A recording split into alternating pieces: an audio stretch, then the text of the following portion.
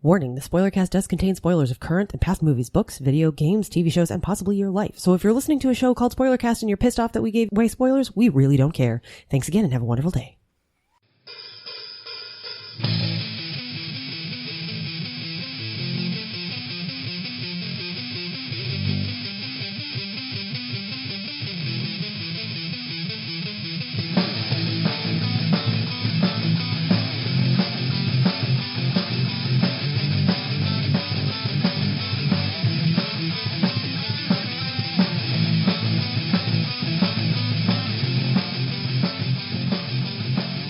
Hello and welcome to Spoilercast by Altar Media. I am Roper. Today I have Dire Monkey sitting over there. He's toying with a bunch of buttons. What up? What are you doing? Playing with buttons. What are you doing? I'm muting mics that aren't in use and making sure we record the mic that is in use that's never in use. I gotcha. That's never in use? That's the Deus sets in, right? Well, but I use different scenes. Oh, I gotcha. So this is set up for you guys. Ah. That one's set up for us guys. What do you mean, you guys? It's 2017. I mean, you guys.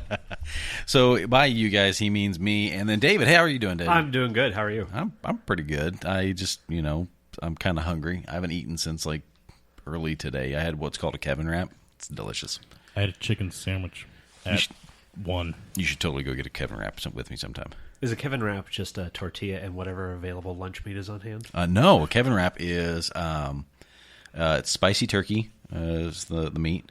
It has pepper jack cheese and spicy ranch dressing, and then your choices of vegetables. And where does this come from? The hospital where I work at. They're delicious. They're actually really good. I typically get lettuce and tomatoes. My grandmother's in there, so get some pickles. So yeah, all you have to do is go down there and ask them for a Kevin wrap, and okay. they know what to make. I'll grab you for lunch this week.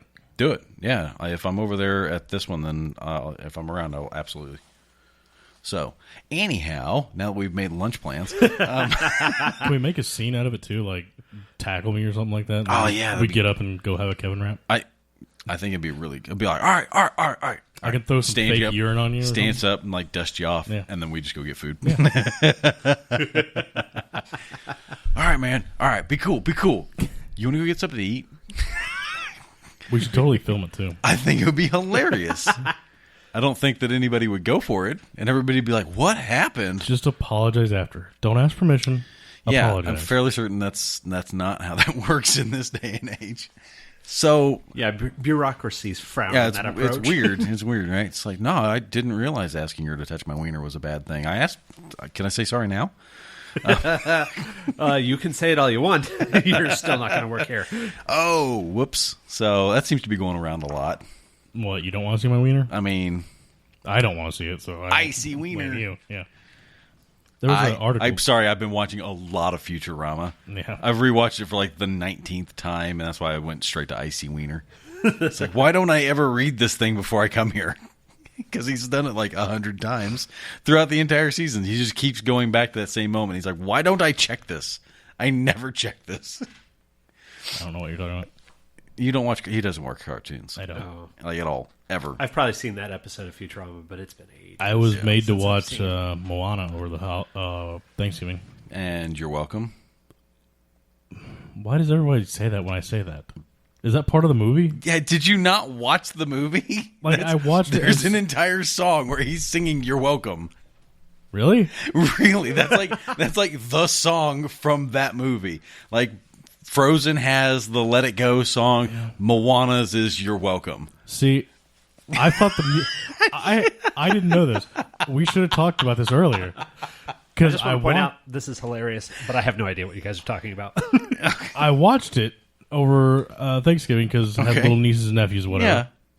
Yeah. And like, I thought the music was horrible. Yeah. Hated all the music. They like forgot how to write songs back in Mulan or Lion King. Yeah.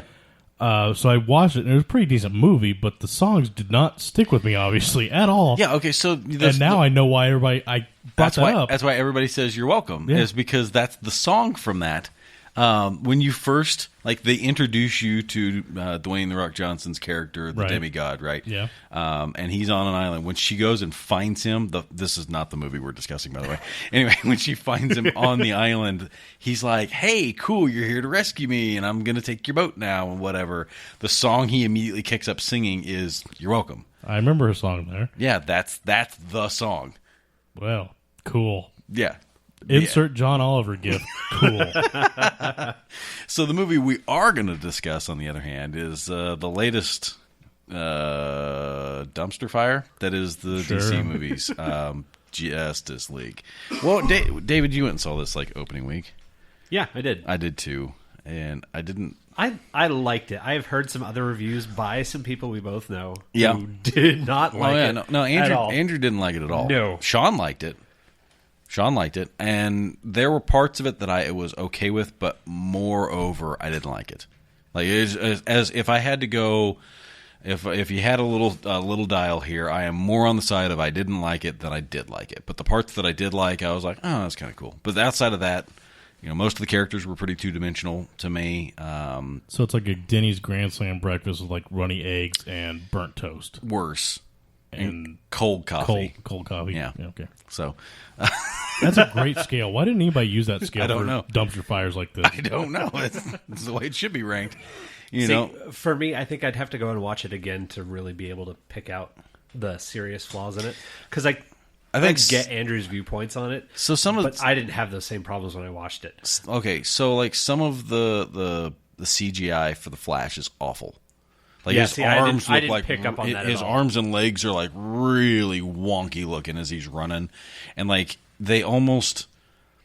I'm fairly certain you could get the same effect of what they did by putting a on like a piece of canvas. Like if you painted like a repeating wall on a piece of canvas and then like put it on a motor and had it like running past him as he's like jogging in place. That's kind of the same level of CGI-esque that they got there. I've heard people say that the effects for the Flash on the TV show are like phenomenal by 100 comparison. times better. They are.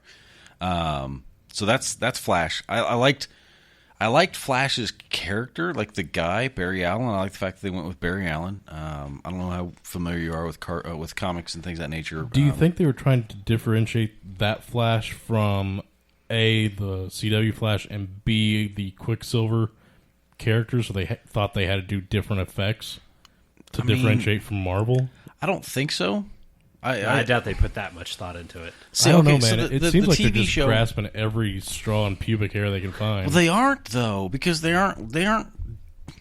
If you were grasping at everything you had, okay. So I've been watching a surprising amount of DC content. All right, so I've watched Justice League Doom and Justice League War and Justice League Dark. All of these are the animated movies that are out for the Justice League, and they're phenomenal. And Flashpoint, I went back and watched Flashpoint over again, and all of them are phenomenal. The stories are good. The character development's great. In several of them, the Justice League isn't formed, and they're like coming together. And so they tell this story, but in a different element. And they're good. They're good stories. And then you get to this, and it's like, what are you doing, right? So what this tells me, first and foremost, is the director has no concept of any of these characters at all. Okay, he's probably picked up and looked at a handful of comic books and been like, yeah, I get the idea. And you really don't. You have no flipping clue. But this is Zack Snyder. It is Zack Snyder, and he doesn't know a damn thing about fucking comic books. He just doesn't. He's only based his whole career off of other than the books. visuals. Yeah. He's got the visual aspect. Yeah, he's got that's fine. Sure, that's fine. But the dude doesn't know. Yeah, the storytelling part doesn't know a damn thing about comic. He doesn't know anything about the characters. He's sitting here in most of the films. He's portrayed Superman as this like humanity is beneath me and I am a god. Well, here's the problem with that. Clark Kent has never been that character. True. Clark Kent is actually a fucking chill dude. He and you watch Kill Bill. You ever watch Kill Bill? Mm-hmm. You watch Kill Bill. There's that whole scene where they're talking about, superheroes, right? And he actually sits there and tells them that, Superman doesn't have to wake up and, become Superman. He is Superman when he wakes up. Well, the reality of the matter is it's not the case. He's Clark Kent before he was ever Superman. And he grew up freaking Kansas. He's a country boy. He's calm, cool, collect in most situations. And more often than not, he's gone well out of his way to find a better way of doing things. Even when people sit there and go, yeah, you can't do that, he's like, well, I'm still going to give it a go. And that's who his character has always been. That's why whenever you look at stories like this and, he's over here going, he's got this God complex thing going on, and they've got that whole little bit at the beginning whenever he's sitting here and he's talking with the kids, where they're doing, hey, this is for our YouTube channel, and they're talking to him and whatever. They make it sound like his only hang up on Earth is Lois Lane, right? It's not. The best way to explain what it is that I'm saying comes from Batman in this movie, where Batman is sitting there and he's telling, I think it's Wonder Woman that he's having a conversation with at that point in time, or it's Alfred. It's one of the two. Pretty sure it's Alfred. But he's like, Superman's who this team needs. He's more human than I am. Yeah, that's a very true statement. And then that's true in most iterations. Batman is like, most people are jaded and most things are bad. And, between the two of us, Clark is the better person when it boils right down to it. But here's the other kicker. The animated series for Batman is probably I don't know what your opinion is, but that's probably the best iteration we have ever seen of Batman, period. We're talking Kevin Conroy Batman, right? Yeah, the animated, the Batman, the animated series from when we're kids and growing up, and he's standing up on the building and the lightning flashes behind him. Best Batman by far. Best Batman by. Did you watch those growing up? Yeah. Okay. Like I said, about 2000, 2001, that's where it clicked. He had head trauma of some variety. I guess. I don't know. It's a tumor. Anyway, I'm pressing on you. It might be. It might be. So, but, you've got such good storytelling there, and you sit there and you look at these movies and you're like, where did you learn anything about Batman? Like, tell me, okay, let me ask you this: David, how much of a page turner were you about comic books and things of that nature? I didn't come to comic books until late, and I started with my first comic book that I really started collecting was Iron Man. Iron Man, and that grew from actually playing the old Marvel role-playing game. Okay. Where you rolled percentile dice, which is just 2 10s. Yep. For anybody that can't figure that out. Anyway, I'm over-explaining this. And I that grew out of a character. I just make it kind of a Iron Man tie-in, and that's how that grew. And then Iron Man movie started to come out. I was like, right. Let me actually start collecting some of these. So that's where. So Iron Man, some Spider-Man. Do you know a bunch about Spider-Man? Oh, I know the general arc. It's okay. Explain Spider-Man's powers to me. Oh, Spider-Man is, of course, gifted with his powers due to a mutation caused by a radioactive spider. Okay, so he got bit by a spider. Yeah. All right, so what are his powers? He's got a far above average human strength. Okay, he's got super strength. Agility. He's got spider-like abilities too. Yep. Depending on your iteration, he can climb up walls and cling to walls. Okay. He also has a spider sense. Yep. Which is like a danger premonition, so he can dodge at the last minute. Okay. Trying to think, and then let me ask you about his webs. Those are, I like what they did in the movies. Which one? The original Tobey Maguire movie, where that was a genetic mutation. I like that take on it. But that wasn't. He's that's not a thing. He's a genius. He's a Tony Stark level genius. Did you ever watch? He creates his own web fluid. He makes the web. He makes web fluid, and he makes web shooters. True. And in the animated series that was out at about the same time frame as the animated series for Batman, we saw that as well. There were several times where his web shooters would be crushed, or he'd use them in a different application than he typically did, in order to get them to do different things. But whenever you look at the general public who doesn't necessarily know anything about these characters, and we were having a discussion on the previous show about one of the people that I work with. She's got a Groot backpack. It's got Groots all over it. She got a Groot keychain. And she had a little dancing Groot in her backpack. And in my head, I'm sitting here going, 6-7 years ago, 2010, 2010, you'd never would have had any flipping clue who that character was at all. Yeah. Or anything to do about him. You don't know anything about him. Yeah. You don't know about him. You don't know about Guardians of the Galaxy. You don't know. You wouldn't know a thing, lady. So, the only reason that that's all on board now is based off of what we see here in film and, the mainstream movies and things of that nature. So there was a short period of time where people thought that was like how Spider-Man in fact was. Which, if you look at Spider-Man 2099, which is like supposed to be in the year 2099, well after Spider-Man, and this is his descendant way on down the line. He's actually got talons and fangs, and he actually has his own web shoot. Like he's got like this web parachute thing that's coming off him. It's pretty cool. Oh, cool! Actually, one of my favorite ones. He's being carried around by this giant Spartan-looking dude in one of the issues that I have, and he's making reference. He's like, you never would have survived back in the day with, with like bad guys like Green Goblin and Venom and this and this and this, and all of a sudden he's carrying him around, and he gets the thing. He's like, oh, he said Venom, and he rears back and he bites this dude in the hand, and he like paralyzes him. He's like, what did you do? He's like, well, you said Venom, and it got me thinking, so I gave it a try.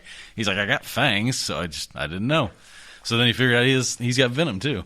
But those are those little things right there that are important. It's these tiny little moments that define a character more than just being on Batman. If you go out to any person, I asked a person yesterday, I'm like, you know who Bruce Wayne is? And they said no. Then again, they didn't know who Bill Murray was, so you're clearly asking the wrong person then. I was like, all right, you don't know who Bill Murray? No, I don't know who Bill Murray is. I'm like, Google him. So they looked him up, and they're like, oh, he looks familiar.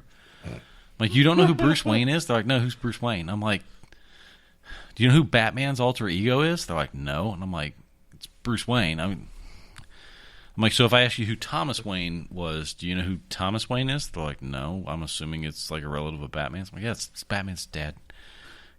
Anyway. Batman's dad. It's Bad Dad. Did you ask about Martha? Martha. It's Martha. No. Why did you say that name? Yeah. So, so bad. So bad.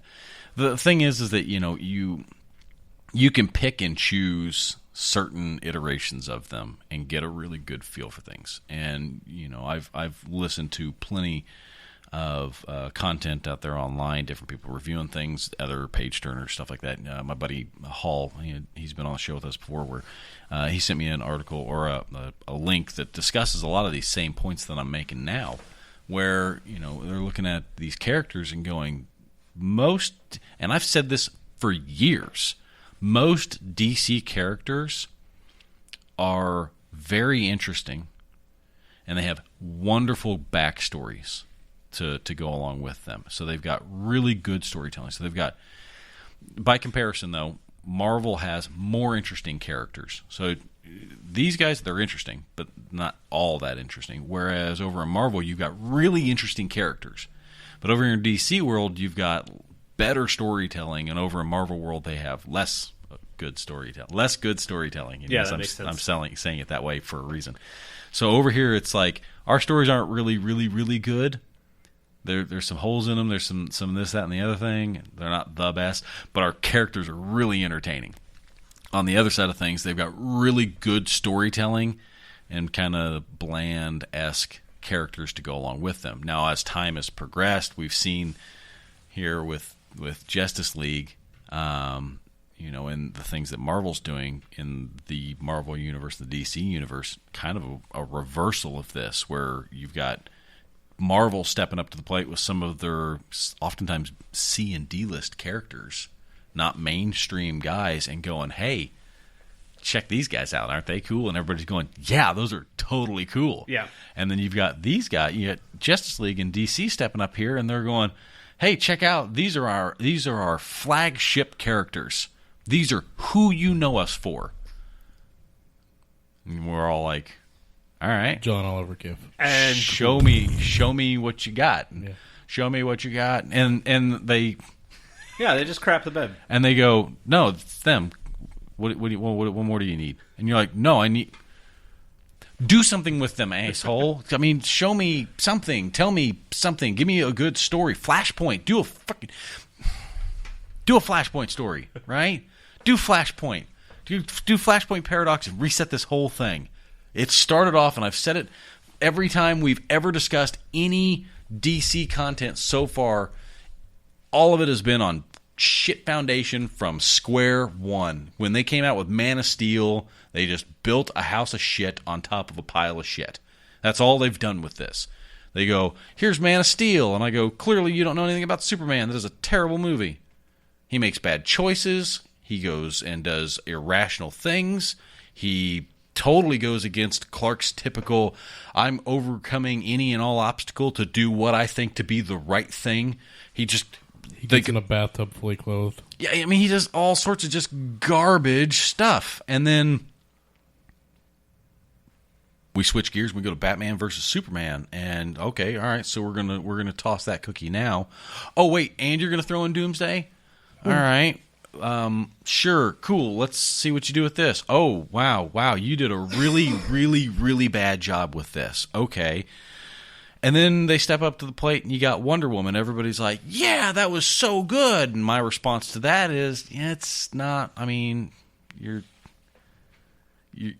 basically claiming to be the tallest dwarf. It felt like the closest to a Marvel movie DC could make. But it still wasn't like the best. No. I have this really, really, really strong feeling that when Marvel drops a shoe that is its first female hero prime movie, so you get your, I don't know, Captain Marvel. There you go. Captain Marvel. I was going to say Black Widow. Let's say they make a Black Widow. Captain Marvel. I know, but let's say they make a Black Widow movie. That's all I'm saying is that Captain Marvel's coming. That's going to happen. That's going to be a thing. When that hits, it's going to be a big deal. But they could even toss out a Black Widow movie. They won't, but they could, and it would be good, right? And I thought they are, or there's talk. There was talk, but I haven't heard anything concrete. Solid. Yeah. I would see Black Widow. I think would make a great power wise. You've got the Defenders; those are kind of like the average Joe superheroes. Yeah. And I've enjoyed those so far. And then, of course, you've got the mainstream movies. Yep. And then you've got like subset of the mainstream movies being S.H.I.E.L.D. I think a Black Widow Netflix series would fall right in that category of subset to the movies. Right. It would still be dealing on a higher power level, character-wise, than Defenders would. But yeah, I think it'd make for. I think I think her character makes for. That would make for better content for a series versus. I think it would make amazing Netflix. I think it would make an amazing Netflix series. Good luck getting Scarlett Johansson to do it. That would be the hang up there. I really think that would be your primary challenge. But with the way Netflix puts out episodes, it might not necessarily be that much of a stretch. But you're right; it would fall closer to that end of things. And even if it was just a one-off that led up to Iron Man 1. Or if they did like this new Will Smith thing, Bright, that's going to come out where they do like a Netflix movie, right? Yeah. That would also be like really cool, right? Or for it's not the best comparison. Treat it like a comedy special. Yeah, you shoot maybe plan on a 4-part story where each part ties together, but they're self-contained story. By the end of it, you want to see what's next, but you're not like. What happens next? Right. I can't move on until I know what happens next. And you sign a 4-part agreement and you release them. Right. You shoot it so that the shooting's all done. Then you can release them one every 7 months, or in between movies, or in between seasons of whatever it is you're putting out. Yeah. As far as episodes wise, the cool structure that Marvel has, and I always find myself in our group when we go to discuss Justice League and DC's content, we always get toggled off on the Marvel stuff because it's just better, So I'll put a pin in that and actually toggle back the other direction. I think with Justice League, and you were talking to me about this a minute ago, Cyborg is one of the early members of Justice League. So it wasn't a big surprise for me to have him there. Yeah, my point being, he may be an A-list character, and I knew of his being there, but he's not the. When you say DC, it's not Cyborg as a character you think of. So if we go walking definitely Batman. If Flash. we go walking down the street right now and we ask people to say, "Hey, name 5 superheroes," who do you think they'd say? Any 5 superheroes. I thought we weren't talking about Marvel right yeah, now. exactly. You would probably get 80% saying Batman Okay. and Superman. Yeah, I would imagine they're on the list. Then you're going to get Captain Iron Man, America, Captain America, and Thor. Thor. I think that's probably the top 5. And also a short attention span 2017. You probably Thor's going to be your number one. You might get Deadpool. Yeah, I don't think you would. You don't think so? I think if you're No. I think if we were to take a poll in the next 48 hours, you would have Thor, Hulk. Hulk would predominate. I don't know if it'd crack the top 5 by the time the voting's done. I think you'd be surprised how many people's Hulk is number 2. I think it's Thor, Hulk. Because of Ragnarok? Yeah. Yeah. Really? Okay. Because, is the first... the Hulk movies are a whole separate discussion, but I think that's Hulk- one of the best Hulk portrayals Hulk movie. outside... outside of the brief flashes we get of Hulk as Hulk in the Avengers movies. That's the first time we've seen Hulk for an extended period of time, Right. and it was awesome. Right. I love that version of Hulk. Right. I can't wait to see more of that. But yeah, I think you get Thor Hulk. I think you get Cap. Superman I think you and get, Batman. I think you Superman. get Wonder Woman before you get. Maybe. That I might think be it might true. be a three. I think it might be a three-way Might be. tie. Yeah, I think you might get between the three of them. I think you might get equal parts. So you'd have to do Wonder this Woman. you'd have to do this like Walmart. Superman and Batman. You couldn't do this like our typical runarounds because chances are there's an increased population Right, of yeah. nerds. Yeah, Anyway. just go walk through the mall. Yeah. Walk through the mall tomorrow. Oh afternoon. yeah, that'd be the best way to do Prime shopping time, so there's more traffic than normal. it. Listen, I would like you to sign this petition and tell me who do you think? No, don't sign petitions. My favorites are. You sound like Kermit the Frog when you do that. I didn't mean to, but I can do really good. Hi ho! My favorites for superheroes are Green Arrow, number 1 for sure. Yeah. What do you think about Green Lantern? Green Lantern is number 2, not the Ryan Reynolds version. That was shit. I think everyone can agree to that. Pigs wouldn't get in that, and I know what I'm talking about there. And then after that, I think I'd have to go Aquaman, Captain Blue Beetle, and Captain Caveman. All right. Oh He's yeah, a good friend of mine. Oh yeah, Captain Caveman is a good selection. Okay, That was really good. Captain Caveman is an awesome cartoon. Yeah, it was. I'm not huge on Twitter, but I'm also happen to be a sports fan as well, so I was watching the World Series. Nice. And the Dodgers had a great player whose name I forget. I think he was an infielder, so Okay. let's leave it at that. Awesome playoff beard. And almost shoulder-length hair, and he's a bit of a ginger. I watched this dude crush a couple home runs, and I just wanted to tweet out. It's like, Captain Caveman. please, somebody make this dude's new nickname Captain Caveman. That is awesome. We use a superhero name in my profession as well, and we refer to that as a Blue Falcon. And Blue Falcon is a bad title to have in my profession. I will explain to you after the fact because there are some people that I work with that know what this is. And some of them might actually be referred to as Blue Falcons, and I don't want to like spoil the joke.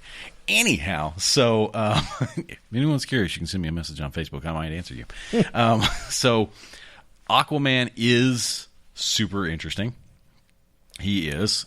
His powers aren't what everyone knows them to be because of this media misconception that's been put out there. And you were telling the joke from Family Guy just a minute ago about him, Casey Kasem, doing the whole... I don't do a Casey Kasem impersonation. I do an impersonation of Frank Caliendo's impersonation of that. Okay, bit, so it's... which is still great. It's a twice removed... Yeah, it's a twice Casey removed Kasem. impersonation, Okay. which is some of my best ones. I hear somebody good at impersonations do one, and then I you mimic can theirs. there. Yeah. So, but I like Cyborg. I've always liked Cyborg. I don't like the Teen Titans Go version of Cyborg. True. He's See, my only- because his head rolls off and he's got like a little wire body. It's really weird. Yeah, see, my only exposure to Cyborg prior to this is I didn't even know he was in the Justice League. I thought he was just Teen Titans. Oh, okay. Yeah, no, he's not. So, You should see. and I really like you the should Teen see- Titans version. You should see an old school picture of him though. It's bad. It's bad. It's bad. But I think of these characters, I think Flash is probably my favorite.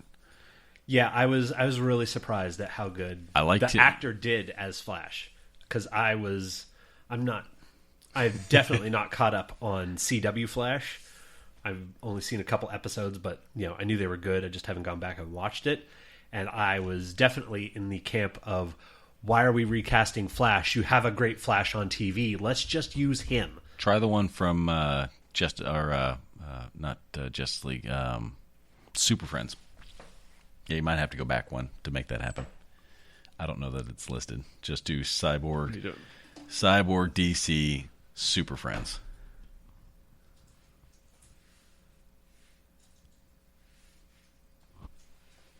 There you go. Great visual bit for the audio podcast. Yeah, there you go. Not that one. Not that one. Go back one.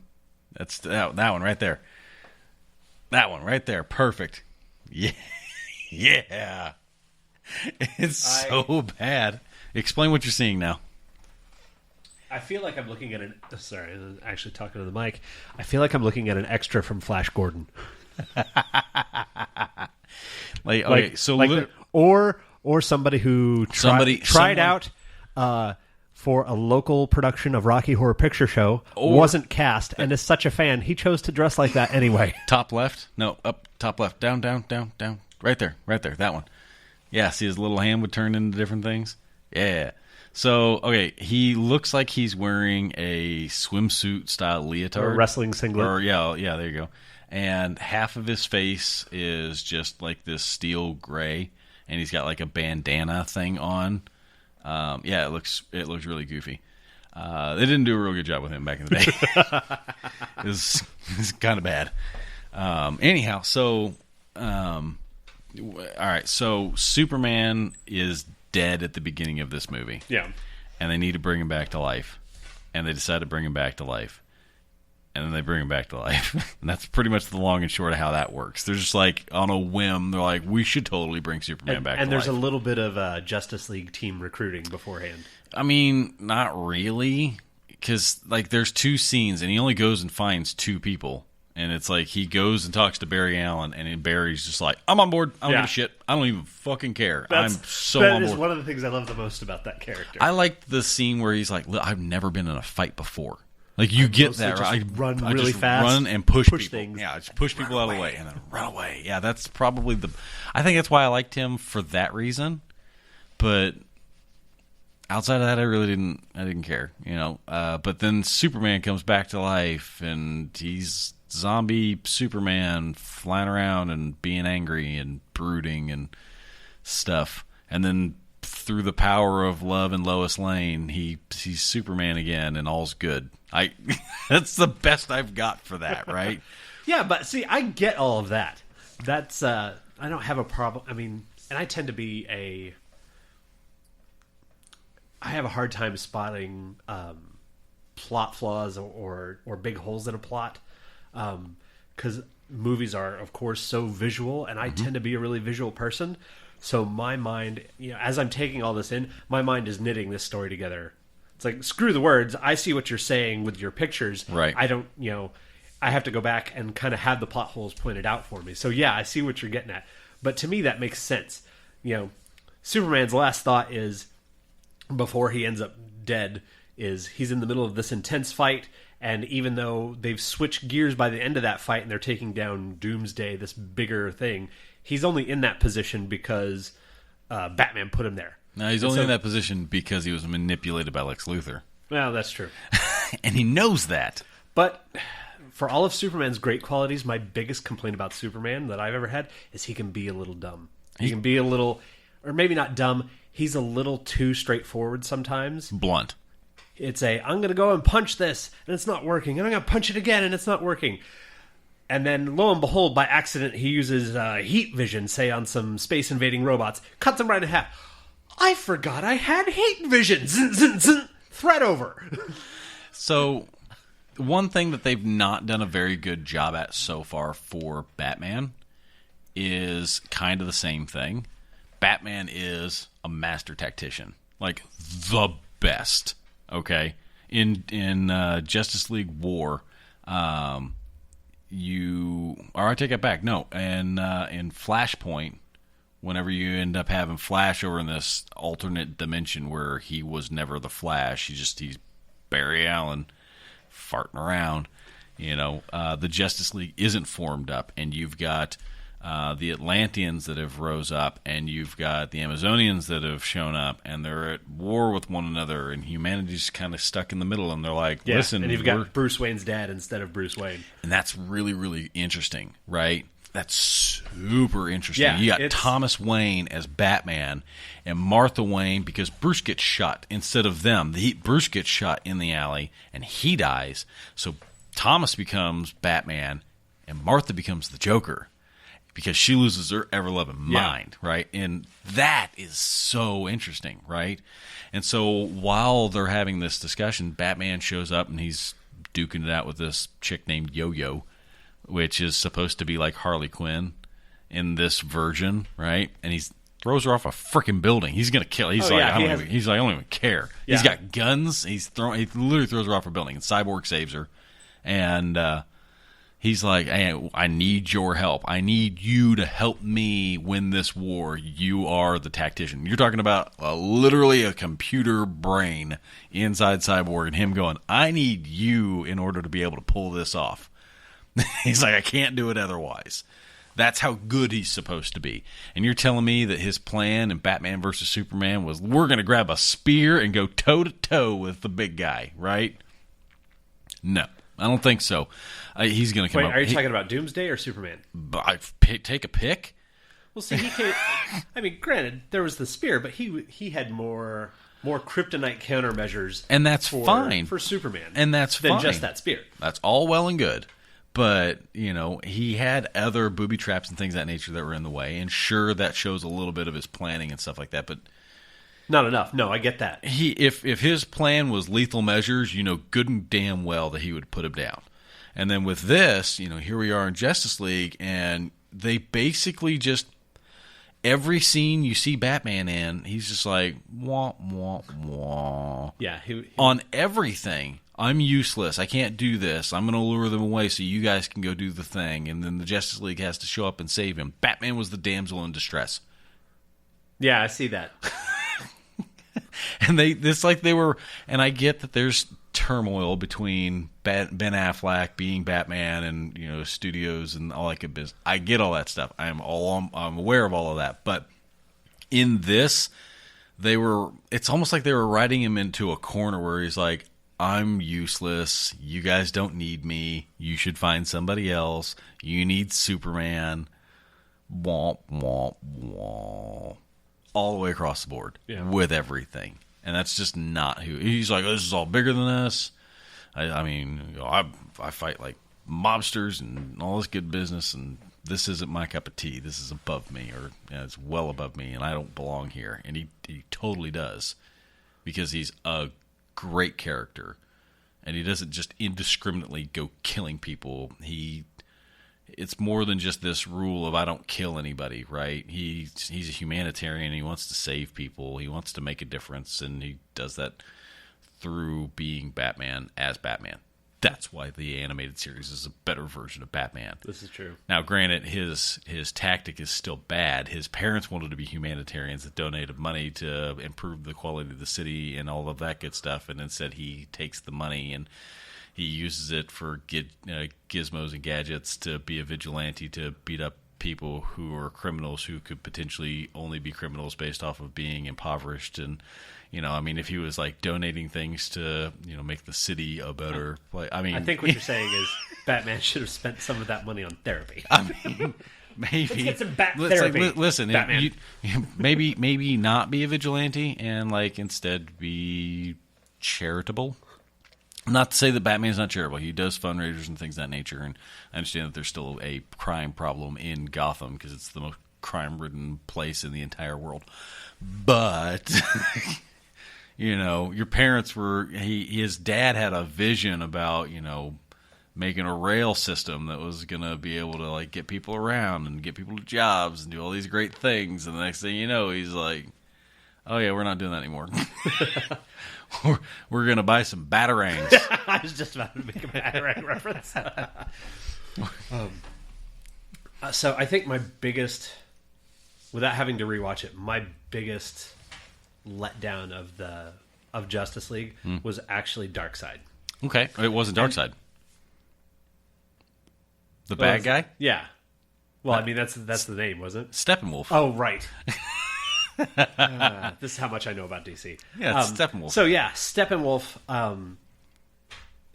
I don't know anything about him. Literally know nothing about him. And I feel there was... For all the power that it was clear that they were trying to portray that this character had, there was... You never felt at any point that they weren't going to actually pull through. Now, here's my take on that. I like where you're going with this. Okay, and I want to ride that wave for just a brief second. So, Steppenwolf is a known character. Okay, he is. It's as far as Doomsday and Planet Apocalypse and all that good stuff. He's a known character. Like, people that are involved in this, they're like, yeah, I'm on board with this. I totally get that. But they did some weird things with him, and he very clearly seems stronger than all of the other Justice League members, as far as like Flash goes and Cyborg and all of them. He could very clearly whip them all day long, every day. Yeah. Okay. So then when Superman gets into the mix and Superman just straight up wrecks him like nobody's business, you've now created an ocean between where Superman's power is versus where everyone else's power is. Yeah. As a result of that scale. Does that make sense? Oh, yeah. So whenever, like, because they step up to play against Steppenwolf, and he just straight up puts him down. I mean, they struggle a little bit, but he straight up puts him down, right? And then Superman gets in the mix, and he's like, oh, no, you done pissed me off now. And he, like, doesn't even break sweat having to just crush him. Like, it's the Hulk versus Loki scene all over again, where he's just skipping him back and forth into the ground. You know, so you've created this giant wave between characters.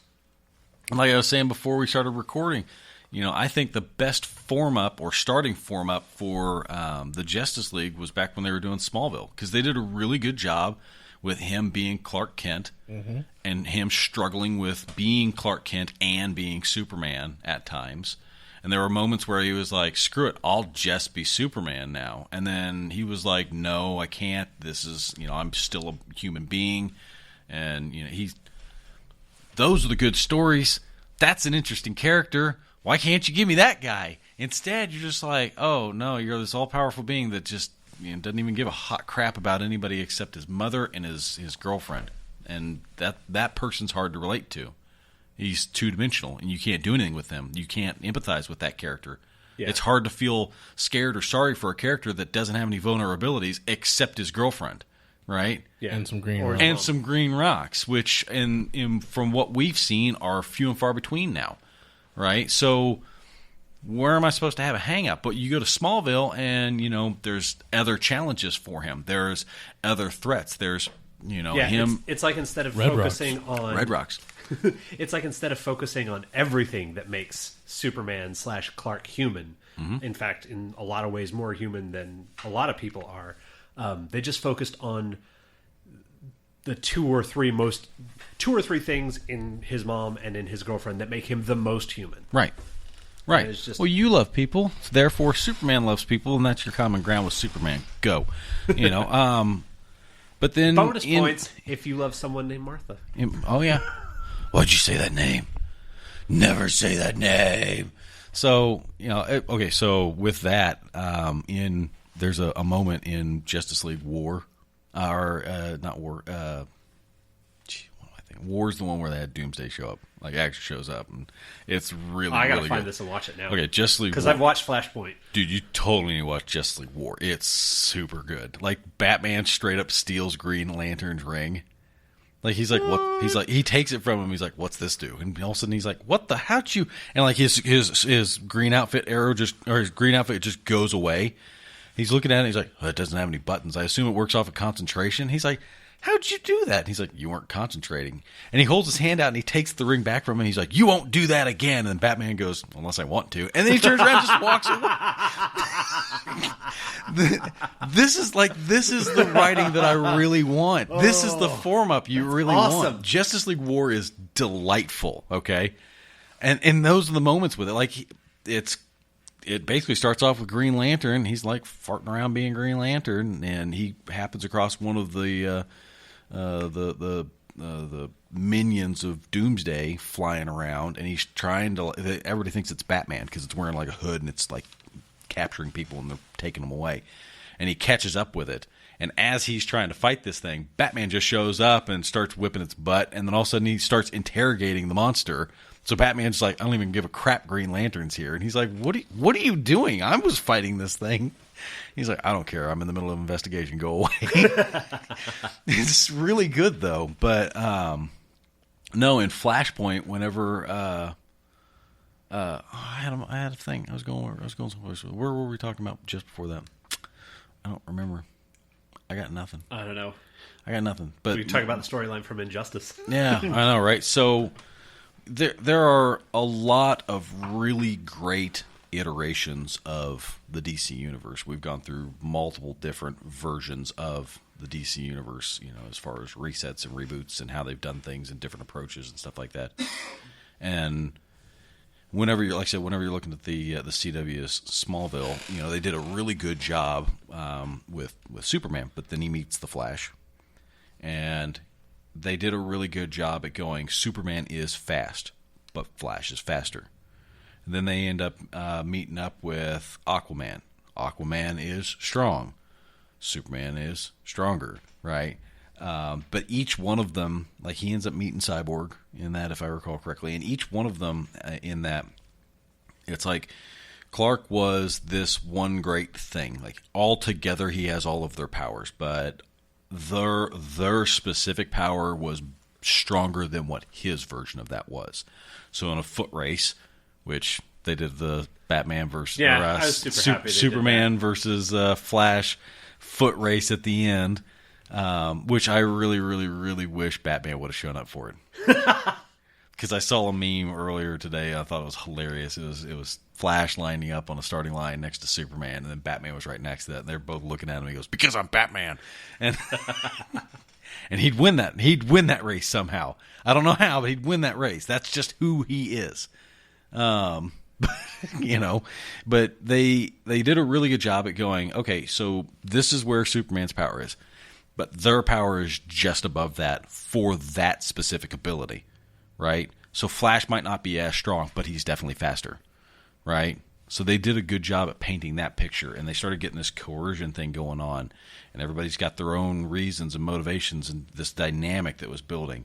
With this, you've got loose ties and ley lines between them all.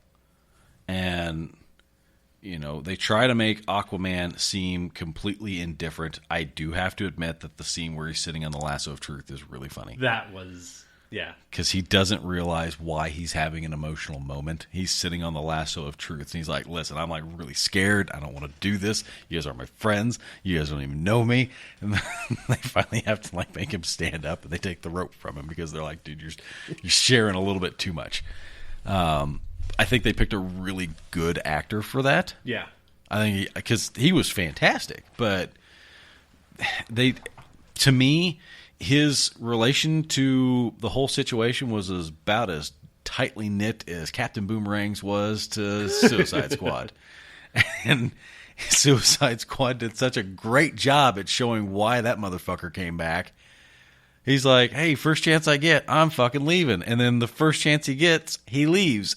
And then he comes back, like, immediately. And I'm like, why are you here?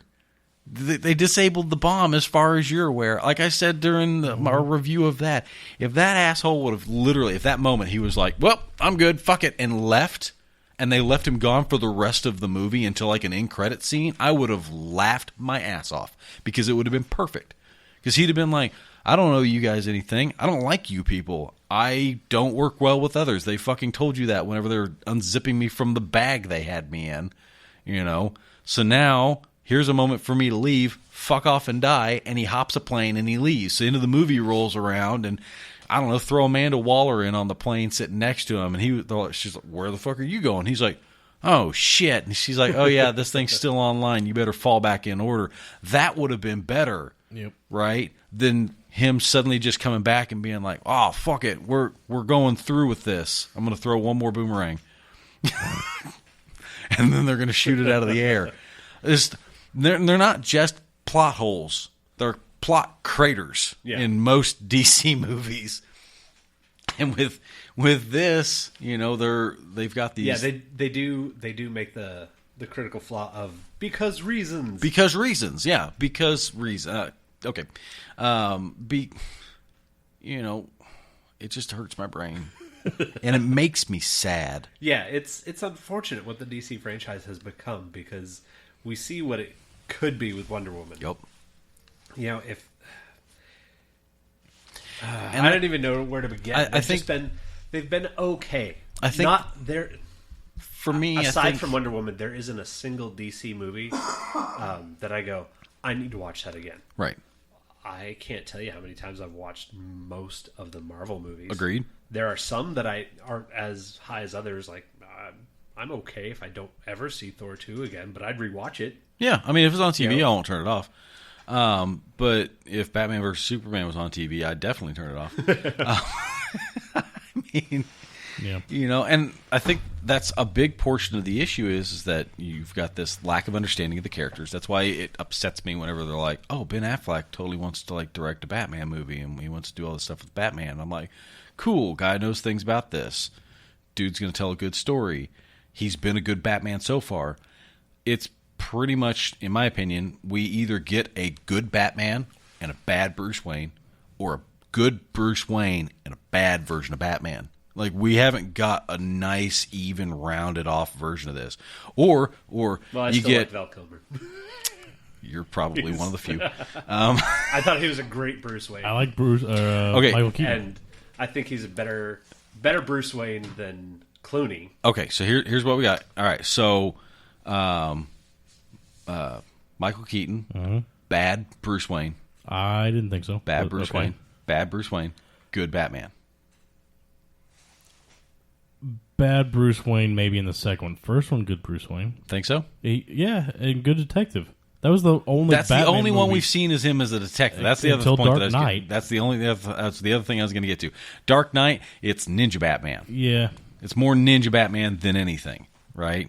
Stealth tech ninja. And it would have taken a couple detective. of scenes for him to be like, oh yeah, I like showing him like working on a computer or doing something all like tech savvy related that would have set the ley lines for that. But you literally are just like, oh, you're farting around over in like the Himalayan mountains and places where there's like monks and stuff like that, and you're stealing from your own company. I assume you looked up on Wikipedia the Skylift program from Vietnam. Yeah, I mean, we could have seen a little bit of that. Yeah, if you something printed out. Yeah, you could anything to suggest that okay, he's doing some type of like detective work, right? He did the brick thing. I mean, yeah, which I don't understand it, but sure, yeah, but. You know, like I said, you either get a good Bruce Wayne and a bad Batman or reverse. And with this, so far, we've had a good Batman as far as what we've been presented, but we've seen too little of him as Bruce Wayne to really make any type of uneducated decision on whether or not he's a decent Bruce Wayne or not. He's only been Batcave Bruce Wayne. He's been Batcave Bruce Wayne. The Party. And Batman v Superman. I mean, that was short-lived. Yeah. Everything about him as far as being Bruce Wayne has been minimal scenes at most. I hate that they're probably not going to do it, but a solo Batman movie I would like to see. And do a 50-50 Batman Bruce Wayne. Yeah, I would like that Affleck as well. Can do it because I think he can, and I think he understands the character. Fuck this Zack Snyder guy off. Exactly. And, you know. I would let Kevin Smith do it. Jesus. Hell yeah. I mean, it would be all dialogue in one shot, but fuck. It would be the best, though. Yeah. I think if you let... I think at this point... Hard to throw out a... So Dream Batman project. Okay, yep. We keep Affleck. Okay. Let us see what he can do as Wayne. We know what he can do as Batman. Let him ride. We let... and we have him direct it, too. Okay. But have Smith write it. Have Kevin Smith write this Batman movie. Because they're friends, they'll work together. Yeah, I think from a script standpoint, because sometimes you owe your friend. I mean, everybody turn to look at the screen. I can't get my references out fast enough. Kevin Smith stated plenty of times that this budget level of directing is not his wheelhouse, but I think writing level it is. Yeah. So we let Affleck direct it, and then we use the voice modulator, and we have Kevin Conroy do the Batman voice. That's the Batman we all want. Oh man, That's a Batman trifecta right so there. I was actually discussing a way to repair the DC universe with one of the guys at work today. Gas? Gasoline would be an option. No. So in my humble opinion, Days of Future Past for X-Men is a franchise reboot. Mm-hmm. And it absolutely is. But it's not a hard reboot where they get rid of everything beforehand. They left that shit intact and did this quasi-soft reboot thing where they went through and they were like, oh, we'll modify this history deal, which will take it off in a different course and allow us to recycle all these characters over again. Good on you. You guys did a good job. They have an opportunity to do the exact same thing to a degree with Justice League and Batman and Superman and all this stuff. And the answer lies with the Flash. And you do the Flashpoint. That means your bad guy ends up being somebody like Professor Zoom or anyone who's capable of going back in time. Even Brainiac. I was discussing that with the guy from work earlier today. You get fucking Brainiac in the mix, and he goes back in time somehow, and he manipulates something. It's fucking Terminator. That's what you're talking about. You're talking about Terminator. The guy that did Brainiac in Smallville and that whole Brainiac arc storyline was amazing. Right? So you take a character like that, because you know good and well that they're going to continue to do. DC's going to continue to emulate Marvel, and they're going to pull obscure bad guys from left fucking field and go, it's why you didn't get Doomsday, right? Or not Doomsday. It's why you got Doomsday, but it's why you didn't get fucking. Why am I having such a hard time with his name? Darkseid. Jiminy Christmas! Like I'm just staring at you, and all I see is this giant raisin face with his hands behind his back. That's like as I'm looking at him, that's all I'm seeing right now. I'm just like, why can't I think of Darkseid? Which is unfair because I am very handsome. You are. I mean, you should see his photos. He's got mugshots. Not mugshots. Headshots. Yes. Anyway, so I am a part-time actor. He's a thespian. So I just like calling people thespians. This is true. I'm in a Shakespeare production right now. Awesome. So you said thespian. Right, yeah. So anyway. I'm the other one too. Yeah.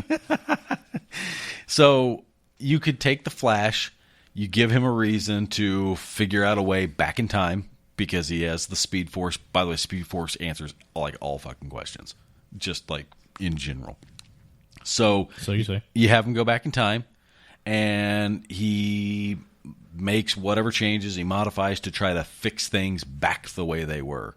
And as a result, you end up doing a franchise reboot subsequently. You don't have to retell any stories. You've already established Superman. You've already established Batman. Then you could slide in at any point in time through Batman's history versus putting him right here at the end where he's gruff and mean and all that good stuff. He's always gruff and mean, but not to the point where he's like having dreams about mowing people down. But not gruff, mean, and tired. Yeah. You know, you could put him at any point in time, or you could then you could do your origin story for him there. You could do, okay, he's been doing it for a while and he's got Robin or Nightwing's become a thing, and you could start going down those paths. There are ley lines you could set there. Or you can just have him show back up, and instead of having this whole moment where they're like, we're not a fucking team. Like we're not a fucking team. They keep looking at one another, and they're working together, but they don't really work together. Instead of having that, you could just have him go back, correct things. So you could literally do a Flash origin story as Flash Paradox, have him go back, fix things, and then when he shows back up, they're just like this take around. The cohesion's already there, and so he just shows up, and everybody's just like getting along, and they're building the watchtower. Maybe that'd be super cool, right? So suddenly he comes back, and he's like, "Hey, what's going on, guys?" And they'd be like, "Where you been?" And he'd be like, "Oh yeah, no, I've been over here doing this thing. It's all good. Glad to see you guys. Everybody good?" And like it all's like happy, right, or whatever. There's a way to fix it is what I'm saying, and they won't do it, and I hate them for it. No, they won't. And that would work for practical reasons too, like keeping the actors or actresses that you want. Like, let's reboot this, but without having to ditch Gal Gadot. Yeah, listen, we're not going to get rid of anything. We don't have to break anything. All of the movies still stand. Everything still works as is. We're not changing a damn thing. Cohesion is complete. It's just we're resetting some of the things that are there by allowing Barry Allen's character to be developed further, to show more of his powers, explain more of what he can do, and then by the time it's done, we're now lined up to do more, bigger, better things on the other end.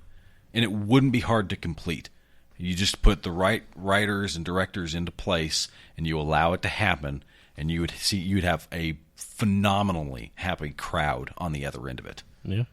So that's where I'm at. We're about 5 minutes into the episode right now. But, David, so you said that you are an actor. I am. So what all you been acting in? Not a lot for a long time, because for the last several years I've been in school, but now that's done, and that's its own separate story. Right. I'm in a Shakespeare production of Titus Andronicus, Okay. which that's going to go up in the last 2 weekends in January. That'll be free to the public at the Springfield Art Museum. Ooh. So yeah, great production. What's your role? I am one of the sons of the title character. Brief history for anyone out there who's not super familiar with Shakespeare. Titus is Shakespeare's first attempt at a tragedy. It's also his bloodiest play that he ever wrote. And the story essentially comes, Titus is this big general of Rome. He returns from conquering the Goths, which roughly Germans, and he's got some prisoners of war with him. And he helps decide, the emperor's died while he's away, and his 2 sons are vying for who's going to be the next emperor. And so he kind of does what's right, helps put in place the new emperor, and then everything goes to shit after that. And he's just kind of stuck there trying to do what he thinks is right in terms of honor, in terms of, you know, his duty to the state, to his family. And before it's all said and done, he's lost most of his sons. His daughter is raped and mutilated, and it's a mess, but it's a really intriguing show.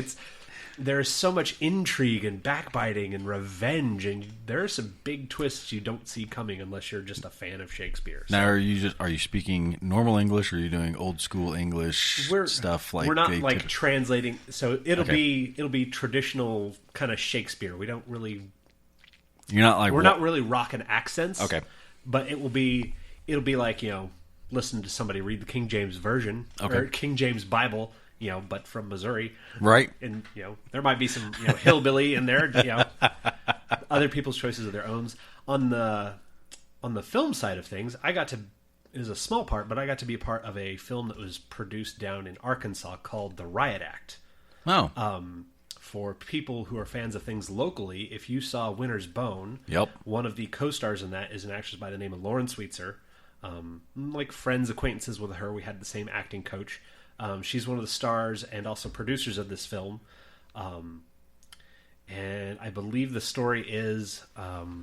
after a quiet murder seen by only 3 people, 2 Avengers bring to life the idea of a ghost in attempt for justice. Yep, that's the IMDb I'm description. reading it off the IMDb page. Is your picture on here? My picture's not on there yet. Not on there yet. No, I had several friends that were able to also be a part of this production, so that's cool for me.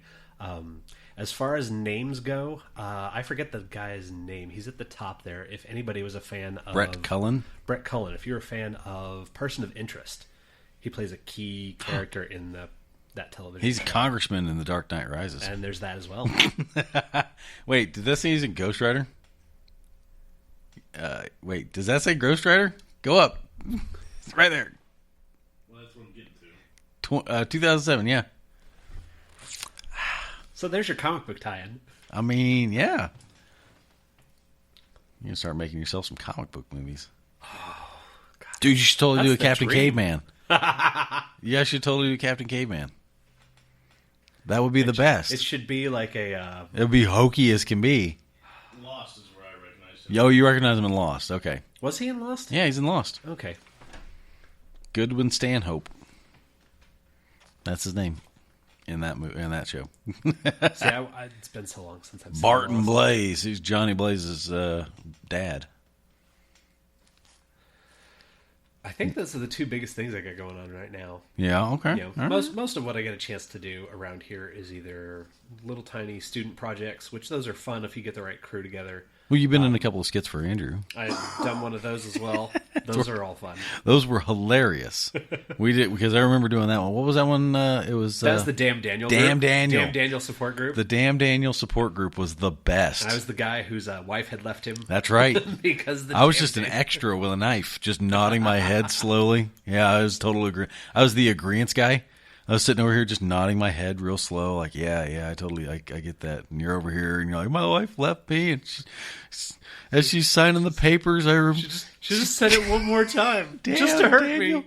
That guy was also in the Incredible Hulk. He's TV also in the series. Incredible Hulk TV series, 1981. He's the Phantom, Joe Dumming. Yeah, he was not there on the day that I went and shot. So Oh, okay. I didn't get a chance to meet him, which is unfortunate. Yeah, that is fun unfortunate. fact that was only fun for me. I have family members who are also in film in other states, and one of them happened to be friends with somebody on the production team. So I'm there getting in wardrobe, and Nice. lo and behold, this random stranger just says, "Hi, cousin." And it took me a good 10 seconds because I'm not expecting a family member. It's just like, holy crap! It's one of my favorite cousins. Hooray! What's going on? Oh man. Well, this all looks very entertaining. I look forward to seeing you more on the IMDb's. Hopefully you'll be a big time actor, and then I'll be like, I've totally had him on my podcast. I would come back. I would totally make you come back. Dire Monkey, you got anything over here at Spellbook Studios you want to add to this nonsensical business?